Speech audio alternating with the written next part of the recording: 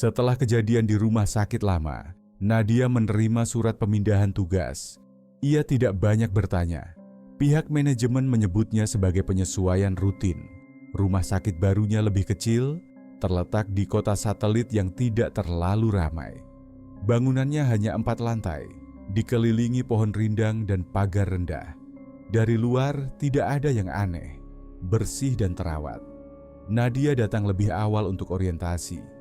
Ia disambut oleh perawat senior bernama Bu Rika. Orangnya sopan, tapi suaranya datar.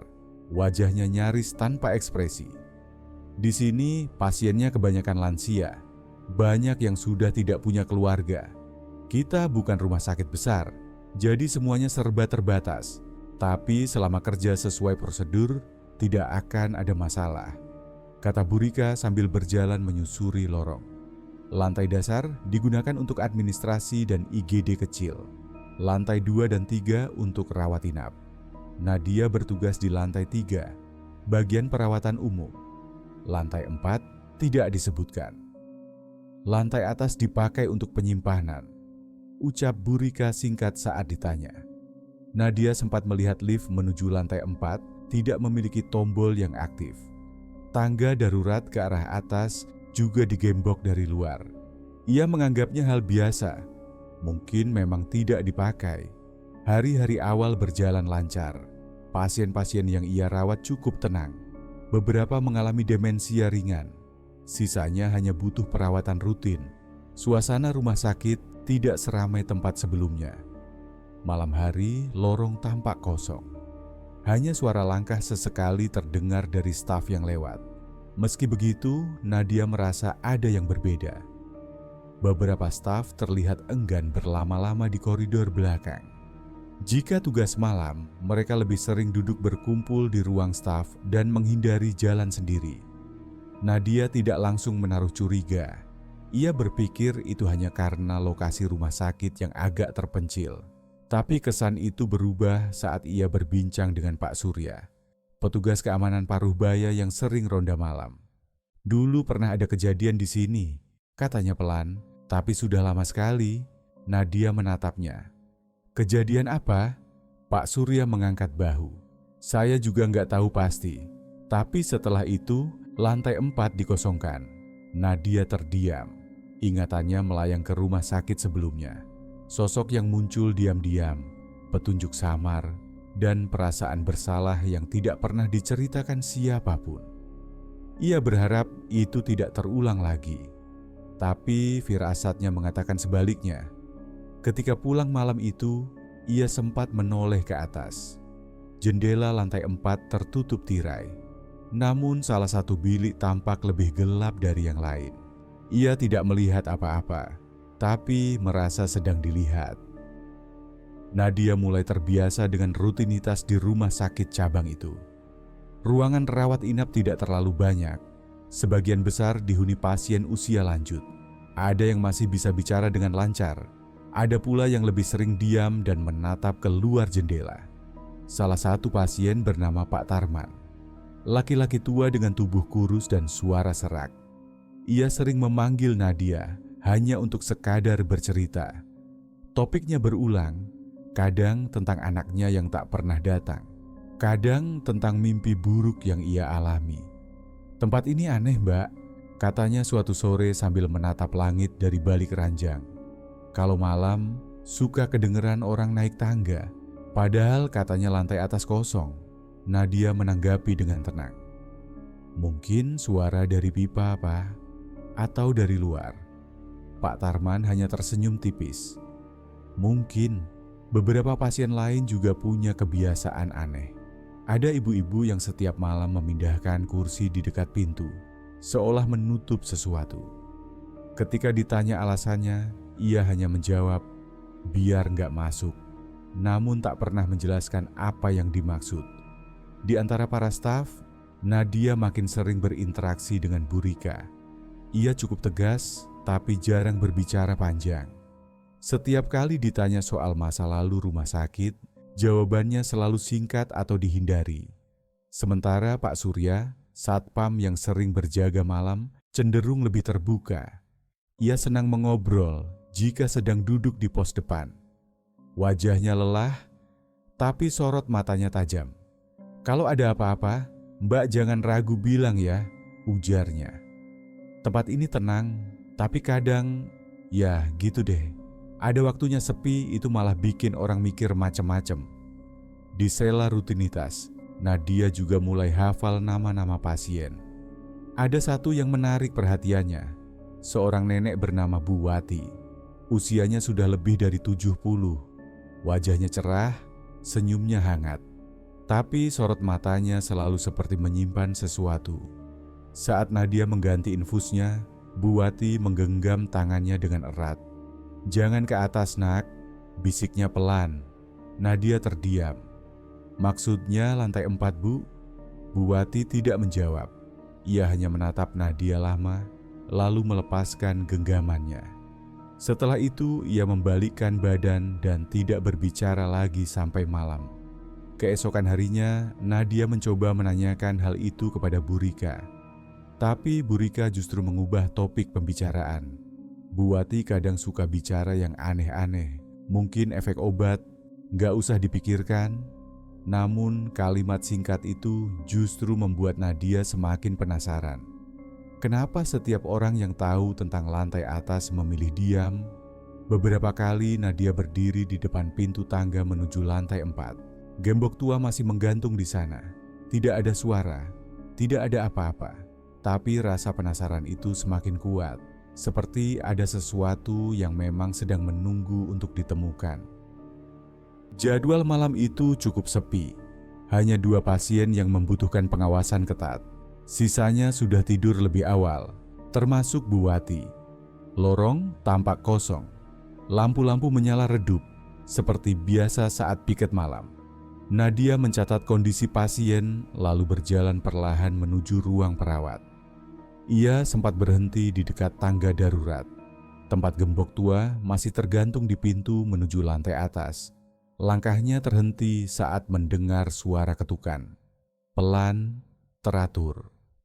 Bukan dari dalam ruang pasien, bukan dari dapur atau gudang, melainkan dari arah pintu besi yang mengarah ke lantai 4. Ia mendekat perlahan, ketukannya berhenti. Nadia memegang gagang pintu. Masih terkunci, tapi terasa dingin. Suhu di sekitar situ juga berbeda dari koridor lainnya. Udara terasa lembab dan menusuk. Ia menengok ke atas, ke arah jendela kaca kecil di pintu. Gelap, tidak ada apa-apa. Lampu di atas pintu tiba-tiba berkedip, sekilas saja, tapi cukup untuk membuatnya mundur 1 langkah. Ia menunggu beberapa detik, lalu memutuskan kembali ke ruang perawat. Sesampainya di sana, ia hanya menemukan Bu Rika yang sedang membaca dokumen sambil menyeruput kopi. Nadia membuka suara. "Tadi saya dengar suara dari tangga darurat." Bu Rika tetap menatap dokumennya. Mungkin tikus atau binatang lain. Bunyinya seperti ketukan, teratur, dari atas. Kali ini Bu Rika menoleh sebentar. "Lantai 4 dikunci kan?" "Iya." "Ya sudah, nggak usah dipikirkan. Malam memang kadang bikin orang lebih sensitif." Nadia diam. Ia tahu apa yang ia dengar. Bukan suara acak, bukan ilusi. Tapi ia memilih tidak memperpanjang percakapan. Ia kembali memeriksa ruang pasien, lalu duduk di sudut ruang perawat sampai jam hampir berganti. Esoknya, ia mencoba bertanya kepada Pak Surya, satpam yang biasa berjaga malam. Ada suara ketukan dari tangga darurat. Pernah ada kejadian seperti itu sebelumnya? Pak Surya tidak langsung menjawab. Ia mengusap bagian belakang lehernya, seperti sedang mencari kalimat yang tepat. "Di rumah sakit ini, kadang ada yang nggak bisa dijelaskan," katanya akhirnya. "Tapi yang penting, kerja sesuai tugas aja, Mbak. Jangan terlalu sering dekati pintu itu." Nadia tidak menjawab. Ia tahu saran itu bukan karena takut tikus. Ada hal lain yang tidak dikatakan. Tapi ia bisa merasakannya. Sejak malam itu, setiap kali melewati lorong belakang, langkahnya melambat sendiri. Pandangannya selalu tertuju ke pintu besi di ujung tangga. Pintu yang mungkin tidak sepenuhnya terkunci. Nadia sedang menyusun catatan medis ketika kabar itu datang. Salah satu pasien, Pak Darto, ditemukan meninggal di ranjangnya. Ia baru semalam bicara cukup lama dengan Nadia. Tampak sehat, bahkan masih bisa bercanda meski napasnya pendek. Ketika ia masuk ke kamar Pak Darto, tubuh laki-laki tua itu sudah ditutupi selimut.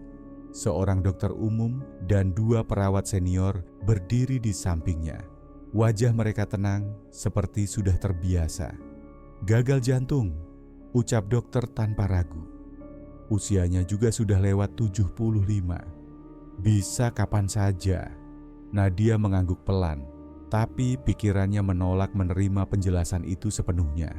Ia ingat dengan jelas bahwa semalam Pak Darto sempat meminta air hangat, lalu menceritakan tentang masa mudanya di Surabaya. Tidak ada tanda-tanda bahwa tubuhnya sedang melemah secara tiba-tiba. Setelah ruangan dibersihkan dan jenazah dibawa ke ruang pendingin, Nadia masuk kembali untuk membereskan barang-barang pribadi milik almarhum.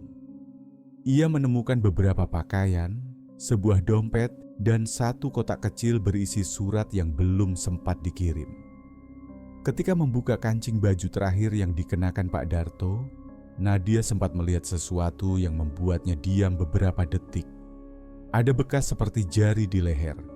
Bukan luka yang dalam, tapi cukup terlihat.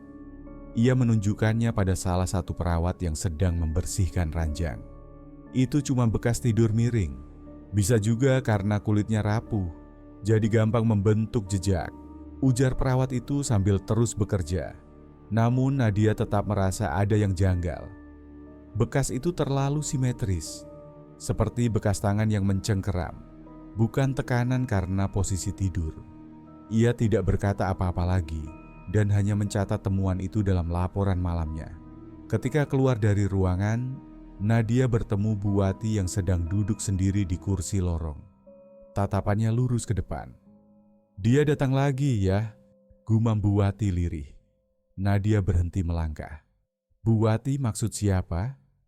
"Saya dengar langkahnya tadi malam. Selalu begitu sebelum ada yang dibawa." Nadia menatap wajah Bu Wati, tapi nenek itu tak bicara lagi. Ia berdiri perlahan, berjalan ke arah ruangannya, lalu menutup pintu rapat-rapat dari dalam. Beberapa staf tampak tidak terlalu terganggu dengan meninggalnya Pak Darto. Mereka menganggapnya hal biasa di rumah sakit ini. Tapi bagi Nadia, ada yang tidak wajar. Ia mulai mencatat lebih banyak hal kecil. Pola, nama, waktu, perasaan bahwa sesuatu sedang terjadi dan tidak semua orang bersedia membicarakannya. Saat malam tiba, ia kembali duduk di depan meja ruang perawat. Pandangannya tertuju pada monitor CCTV kecil di dinding. Salah satu kamera mengarah ke tangga darurat. Layar terlihat normal. Tapi Nadia tidak bisa menghilangkan perasaan bahwa ada sesuatu di balik pintu lantai 4. Sesuatu yang mulai bergerak. Jam mendekati tengah malam. Lorong sudah sepi. Beberapa pasien terjaga sesekali untuk minta air atau ke kamar mandi, tapi sebagian besar sudah tidur. Nadia menyempatkan diri memeriksa peralatan di ruang perawatan sebelum mencatat laporan harian. Lampu ruangan menyala redup. Ada cermin besar di dinding yang menghadap ke jendela kaca luar ruangan. Cermin itu biasanya digunakan staf untuk merapikan diri sebelum masuk kerja atau setelah shift malam. Saat hendak keluar dari ruangan, pandangan Nadia tertumbuk pada pantulan di cermin. Awalnya ia tidak sadar ada yang aneh, tapi perlahan siluet putih berdiri diam di balik kaca jendela, seperti berada di sisi luar gedung. Sosok itu tinggi, kaku, terbungkus kain yang menjuntai dari kepala ke kaki. Tidak bergerak, Nadia terdiam. Napasnya perlahan tertahan. Ia membalikkan badan dan menatap langsung ke jendela. Tidak ada siapa-siapa, hanya kegelapan luar gedung ditemani suara samar dari mesin pendingin ruangan. Ia kembali menatap ke arah cermin, kosong. Sosok itu menghilang begitu saja. Nadia melangkah perlahan menuju jendela dan mengamati keluar. Tak ada bayangan, tak ada gerakan, Tapi rasa dingin merambat di telapak tangan yang menempel di kaca. Ia mencoba meyakinkan diri bahwa mungkin yang ia lihat hanya pantulan bayangan atau efek cahaya. Tapi saat berbalik dan hendak keluar, sesuatu di lantai menarik perhatiannya. Ada bekas lumpur, tidak banyak, tapi cukup jelas. Jejak kaki dengan bentuk samar, seperti telapak tanpa sepatu. Bekasnya basah, baru. Jejak itu mengarah ke lorong belakang, menuju tangga darurat yang terhubung ke lantai atas. Nadia mengikuti bekas itu perlahan. Setiap langkah semakin dekat ke arah pintu besi di ujung lorong. Gembok tua masih tergantung di sana. Namun udara di sekitar terasa lembab dan dingin, sama seperti malam sebelumnya. Bekas lumpur berhenti tepat di depan pintu. Tidak ada tanda-tanda siapapun yang naik atau turun. Seolah-olah jejak itu muncul dari dalam dan berhenti begitu saja. Nadia berdiri beberapa detik di depan pintu. Ia ingin membuka mulut, memanggil seseorang, tapi tak ada kata yang keluar. Perlahan ia mundur dan kembali ke ruang perawat. Pagi harinya, ia menceritakan kejadian itu pada Pak Surya. Satpam itu mendengarkan, tapi tidak banyak berkomentar, hanya mengangguk dan menepuk pundaknya pelan. Kadang yang kelihatan cuma buat ngingetin, ujarnya. Nadia tidak membalas, tapi di dalam pikirannya pertanyaan terus berputar. Sosok itu berdiri di luar jendela, tapi jejak kakinya muncul dari dalam. Bagaimana bisa? Setelah beberapa kejadian yang ia alami, Nadia merasa harus tahu lebih banyak soal lantai 4. Rasa penasaran itu terus mengganggunya. Ia mencoba mencari akses ke atas lewat lift staff. Panel lift tampak normal, tapi tombol untuk lantai 4 tidak bisa ditekan. Tidak menyala, tidak juga bergerak. Seolah lantai itu tidak pernah ada. Nadia mencoba mencari alternatif. Tangga darurat berada di ujung lorong belakang. Tempat jejak lumpur kemarin menghilang. Saat sampai di depan pintunya, rantai tua dengan gembok besar melilit pegangan. Gemboknya sudah berkarat, tapi masih terkunci kuat. Ia berdiri di sana cukup lama, memperhatikan celah kecil di antara pintu. Udara yang keluar terasa lebih lembab dari biasanya. Ada bau lembut yang sulit dijelaskan. Bukan seperti bangkai, tapi lebih seperti kamar kosong yang ditinggal terlalu lama. Langkah kaki terdengar dari arah dalam rumah sakit. Burika muncul dari balik tikungan lorong dengan map di tangannya. Tatapannya langsung tertuju pada Nadia yang berdiri di depan pintu tangga. "Kamu cari apa di situ?" tanya Burika sambil mendekat. Nadia menunjuk ke atas. "Saya mau lihat lantai 4, tapi lift nggak bisa. Tangga juga dikunci." "Lantai itu sudah lama ditutup," jawab Burika pelan. "Dulu itu ruang pasien, sekarang kosong." "Kenapa dikosongkan?" tanya Nadia lagi. Burika diam sebentar. Ia menurunkan map yang tadi dibawanya dan bersandar di dinding.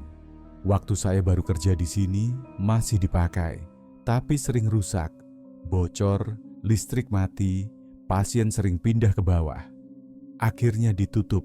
Nada bicaranya terdengar biasa saja, tapi matanya tidak menatap langsung, seperti menghindar.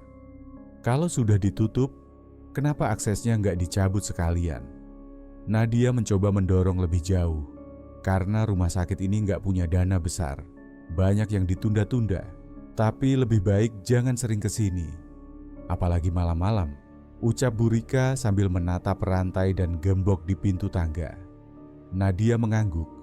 Tapi dalam pikirannya, semua alasan itu terdengar setengah jadi. Ia mencatat kembali. Tombol lift mati, pintu darurat dirantai, jejak lumpur muncul dari arah tangga, dan pernyataan yang terlalu cepat ditutup. Beberapa jam kemudian, saat melewati ruang arsip kecil dekat ruang perawat, Nadia menyempatkan diri membuka map tua di rak paling bawah.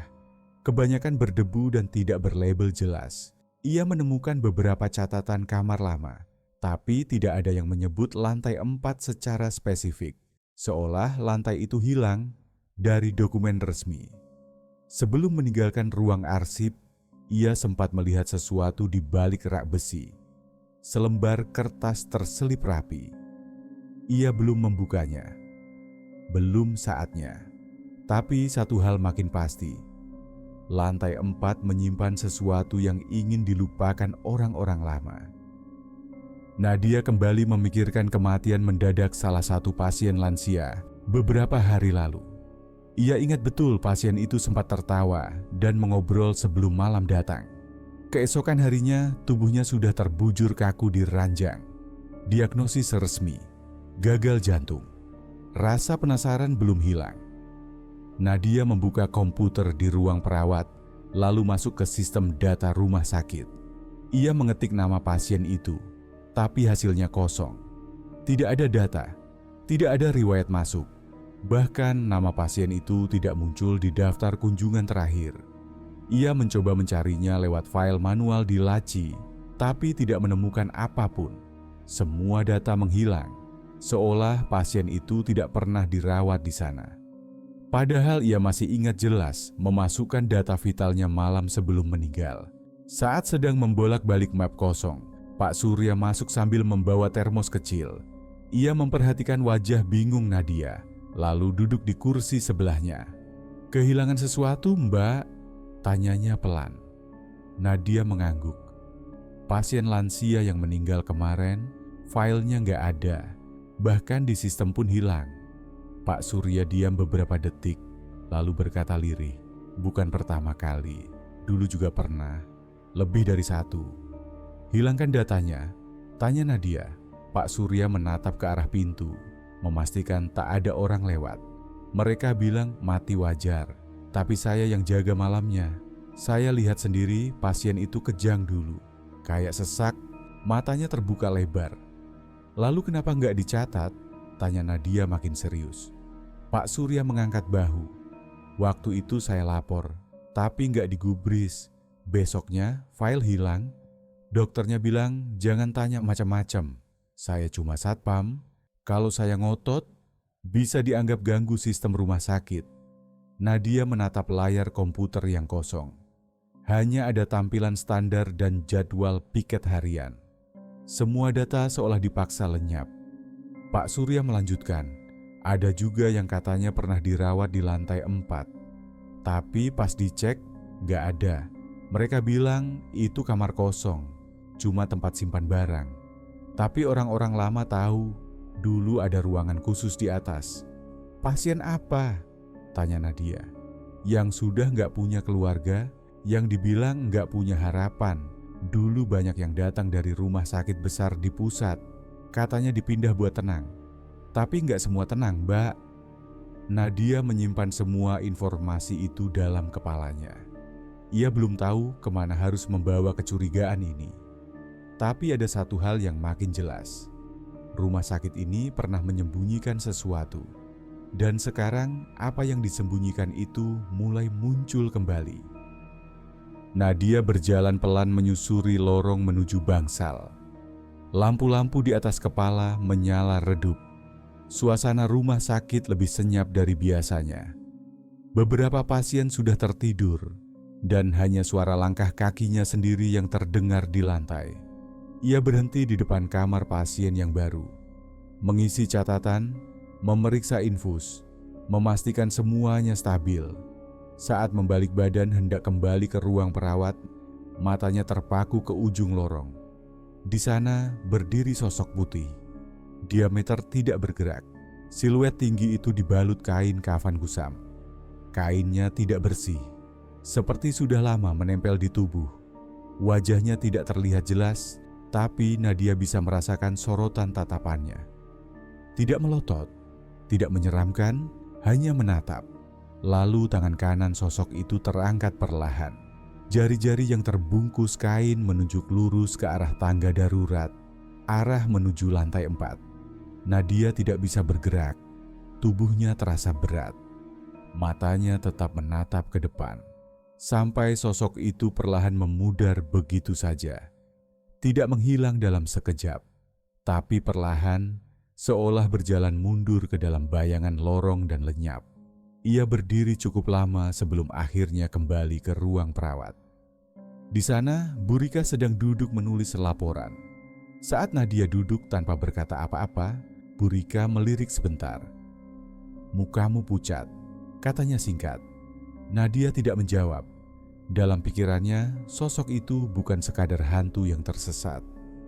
Bukan penampakan acak seperti cerita seram yang biasa didengar dari mulut ke mulut. Sosok itu muncul dengan arah yang jelas. Ia menunjuk, seolah memerintah atau mungkin meminta. Malam itu, Nadia menelusuri kembali kejadian-kejadian sebelumnya. Ketukan samar di tangga, jejak lumpur, pasien yang meninggal tiba-tiba, file yang menghilang, lalu penampakan yang menunjuk ke atas. Ia mencoba menenangkan diri, membuka buku catatan kecil yang biasa ia pakai untuk mencatat perkembangan pasien. Di pojok halaman, ia menulis satu kalimat kecil. "Hantu ini tidak mau menakutkan.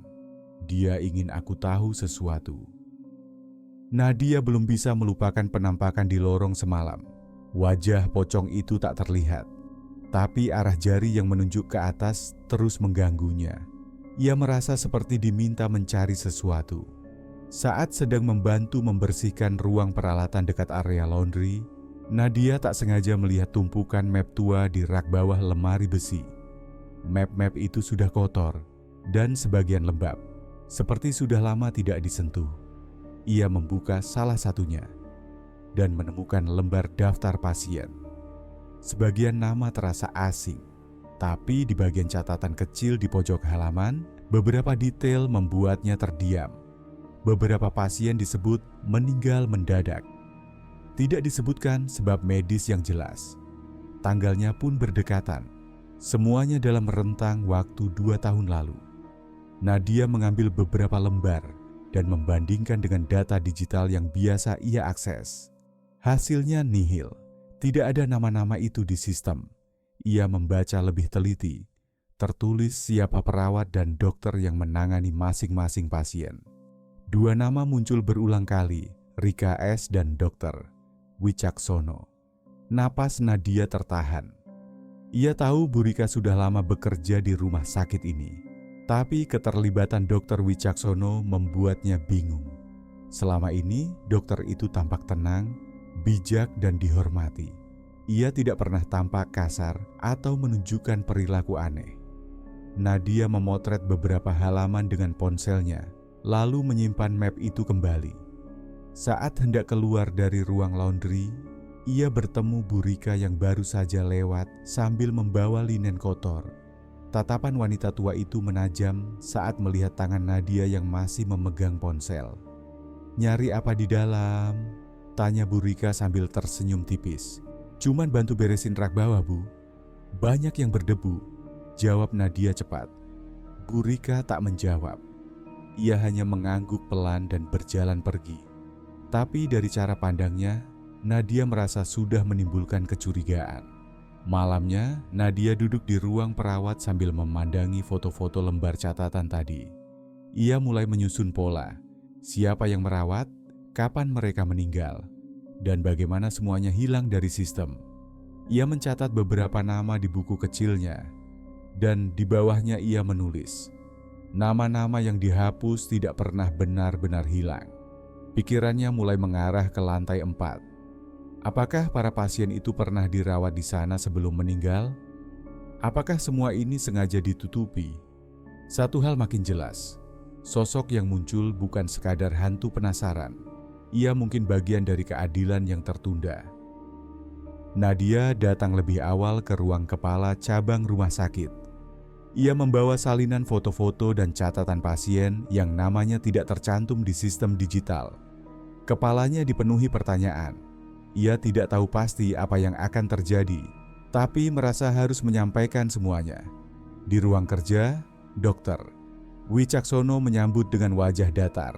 Ia membaca sekilas berkas yang diberikan Nadia, lalu menutupnya perlahan. "Ini data lama, tidak semua harus diungkap, apalagi jika sumbernya tidak jelas," katanya tenang. "Tapi Pak, nama-nama ini..." "Saya paham maksudmu Nadia. Tapi rumah sakit ini punya reputasi. Ada hal-hal yang tidak perlu diungkit kembali. Fokus saja pada tugasmu. Nadia tak bisa berkata apa-apa. Saat keluar dari ruangan itu, perasaannya campur aduk. Ia tidak mendapat peringatan langsung, tapi jelas ada perintah untuk diam. Beberapa hari berikutnya, hal-hal aneh mulai terjadi. Shift kerja Nadia mendadak diganti-ganti tanpa pemberitahuan. Ia dijadwalkan masuk malam hampir setiap hari, bahkan saat staf lain tersedia. Ketika ia bertanya, jawabannya selalu tidak jelas. Kadang diberi alasan kekurangan orang, kadang dibilang hanya kebetulan. Beberapa rekan yang sebelumnya ramah mulai menjaga jarak. Bu Rika tak lagi menyapa. Pak Surya pun tampak lebih berhati-hati saat berbicara. Yang paling membuat Nadia tidak tenang adalah kemunculan pocong yang kini terasa lebih sering. Bukan hanya di lorong atau dekat tangga darurat, tapi juga muncul di ruang staf. Pernah saat ia sedang menulis laporan, ia melihat dari sudut matanya ada sosok putih berdiri diam di dekat lemari alat medis. Saat menoleh, tidak ada siapa-siapa. Tapi buku catatan yang tadi di tangan jatuh ke lantai.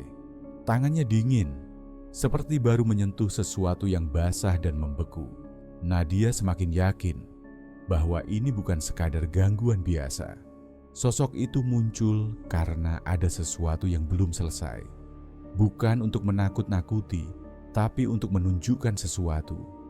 Ia mengunci diri di ruang ganti dan membuka kembali daftar nama-nama itu.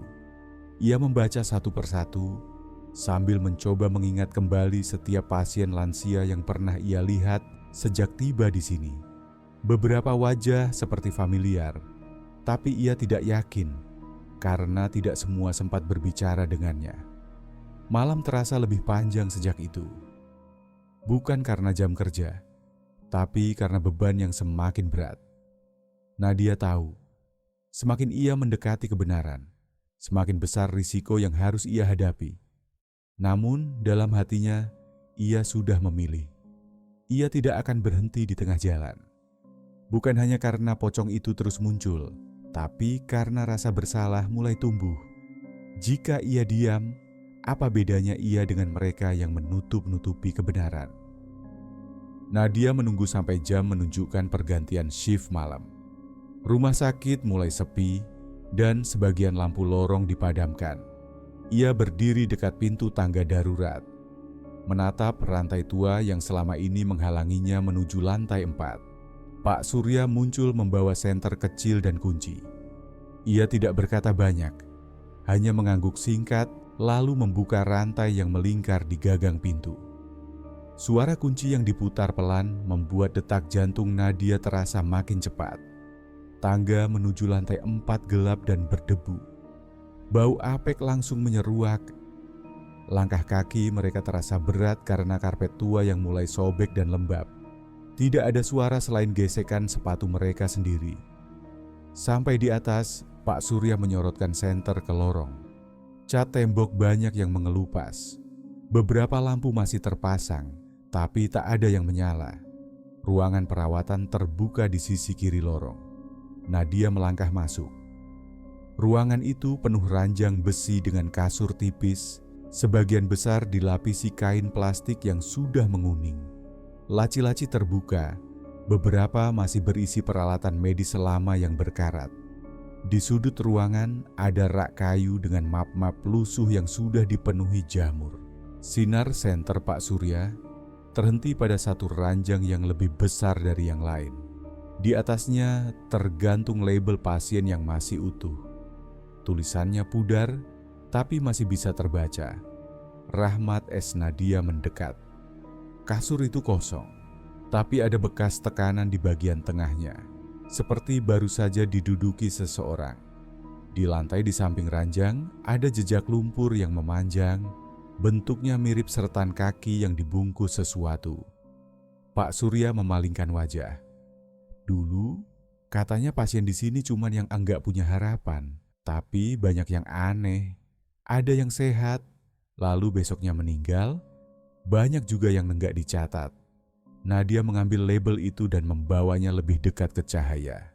Di balik kertasnya ada noda kecoklatan, seperti bekas darah lama yang sudah kering.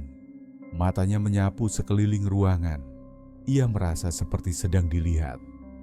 Dari kaca jendela yang retak, bayangan putih tampak melintas cepat. Nadia berbalik, tapi tidak menemukan siapapun. Ia dan Pak Surya saling berpandangan. Tak satu pun dari mereka bicara, tapi keduanya tahu lantai ini menyimpan sesuatu yang lebih dari sekadar ruangan kosong. Sebelum turun, Nadia mengambil satu map dari rak. Di dalamnya ada beberapa lembar catatan harian pasien, termasuk milik Rahmat. Isinya singkat, banyak dicoret, tapi satu kalimat tertulis dengan jelas. Saya tahu saya tidak sakit, tapi mereka ingin saya mati pelan-pelan di sini. Saat kembali ke lantai bawah, rantai pintu dikunci lagi. Tapi malam itu, Nadia tak bisa tidur. Pikirannya terus memutar satu nama, Rahmat, sosok yang mungkin selama ini muncul sebagai pocong. Sosok yang tidak hanya gentayangan, tapi meminta sesuatu yang belum terpenuhi, keadilan. Nadia menghabiskan waktu di ruang istirahat staf dengan membuka map yang ia temukan malam sebelumnya. Di dalamnya ada catatan harian pasien bernama Rahmat, serta beberapa lembar kertas yang tampak seperti salinan administrasi medis. Tapi yang membuatnya terdiam adalah selembar surat dari keluarga Rahmat, ditujukan untuk pihak manajemen pusat. Surat itu ditulis dengan tangan. Bahasanya sederhana, penuh harap. Keluarga Rahmat memohon agar pasien mendapat penanganan yang layak meski tak mampu membayar penuh. Mereka mengaku sudah mencoba mendatangi rumah sakit beberapa kali, tapi selalu ditolak. Di sudut bawah surat ada catatan kecil. Sudah disampaikan ke dokter. Wicaksono Nadia menaruh kertas itu ke sisi meja. Ia mengingat kembali label pasien yang ia temukan tergantung di ranjang tua di lantai 4. Nama Rahmat kini terasa jauh lebih nyata. Ia bukan sekadar sosok pocong yang muncul lalu hilang, tapi seseorang yang pernah hidup, pernah berharap, dan akhirnya ditinggalkan. Dengan hati-hati, Nadia mencari arsip digital di komputer staf.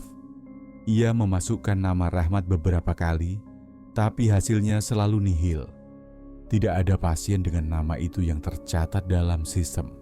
Tidak ada riwayat pengobatan, tidak ada laporan kematian. Nadia lalu memeriksa tumpukan map manual di rak belakang. Setelah hampir 1 jam, ia menemukan satu map berdebu tanpa label nama. Hanya tertulis pasien non-aktif. Di dalamnya hanya ada 2 lembar. Satu tentang keluhan keluarga belum valid, dan satu lagi memo internal dari dokter Wicaksono kepada perawat jaga. Tidak perlu dilanjutkan perawatannya. Pasien tidak kooperatif dan tidak mendukung prognosis. Nadia membaca ulang memo itu beberapa kali. Di selembar kertas, keputusan hidup atau mati seolah dibuat sepihak. Ia lalu bertanya pada Bu Rika di ruang obat. Perawat tua itu sempat terdiam, lalu berkata, Rahmat, dia sering marah. Katanya dia nggak sakit parah, cuma stroke ringan. Tapi staf di sini bilang dia bikin gaduh. Akhirnya dia dipindah ke lantai 4. Setelah itu, kami nggak pernah lihat dia lagi. Siapa yang rawat dia waktu itu? Tanya Nadia. Ya, saya sama dokter. Wicak, jawab Bu Rika pelan. Dan surat dari keluarganya. Sudah saya teruskan, jawabnya cepat. Lalu membalikkan badan seolah ingin mengakhiri percakapan. Nadia tahu, surat itu tidak pernah sampai. Ia yakin surat tersebut sengaja disimpan, dan kasus Rahmat ditutup tanpa proses yang wajar. Mungkin dianggap merepotkan, mungkin karena mereka pikir tidak akan ada yang peduli pada pasien yang tak punya uang dan tak banyak bicara. Tapi Nadia tahu, arwah Rahmat peduli. Sosok itu tetap tinggal di rumah sakit bukan karena tidak bisa pergi, tapi karena ia belum dianggap ada, ia belum didengar, belum diakui. Di ruang staf, Nadia menyalin surat keluarga Rahmat dan catatan memo dokter ke dalam satu berkas. Ia mulai menyusun laporan yang lebih lengkap. Dalam hatinya, ia tahu ini belum selesai, tapi ia juga tahu apa yang harus dilakukan. Lantai 4 tak lagi terasa seperti tempat kosong. Sekarang tempat itu punya nama, punya cerita, dan Nadia sudah terlanjur masuk ke dalamnya. Nadia duduk di ruang tunggu kantor pusat rumah sakit. Di tangannya ada map berisi dokumen, salinan surat keluarga Rahmat, catatan memo dokter, dan daftar nama pasien yang tidak tercatat dalam sistem. Wajahnya tegang, tapi ia tahu tidak bisa mundur. Saat akhirnya dipanggil masuk, ia menyerahkan semua berkas ke bagian audit internal. Prosesnya tak cepat. Ia ditanya macam-macam, mulai dari bagaimana menemukan dokumen-dokumen itu sampai siapa saja yang mengetahui isi ruangan di lantai 4. Minggu berikutnya, beberapa petugas dari pusat datang ke rumah sakit cabang. Mereka memeriksa catatan lama dan menginterogasi staf satu persatu. Situasi jadi tegang. Beberapa perawat mulai panik. Ada yang menangis, ada yang memilih tidak masuk kerja. Bu Rika dipanggil oleh tim audit. Setelah 2 jam, ia keluar dengan wajah pucat. Esoknya, ia tidak lagi terlihat. Tidak ada pengumuman resmi, tapi Nadia mendengar ia diberhentikan dari pekerjaannya. Dr. Wicaksono juga diperiksa. Ia awalnya menolak tuduhan, mengaku semua keputusan berdasarkan protokol medis. Tapi bukti-bukti cukup kuat. Surat keluarga yang tidak diproses, memo internal yang menyuruh penghentian perawatan, dan catatan hilang dari sistem.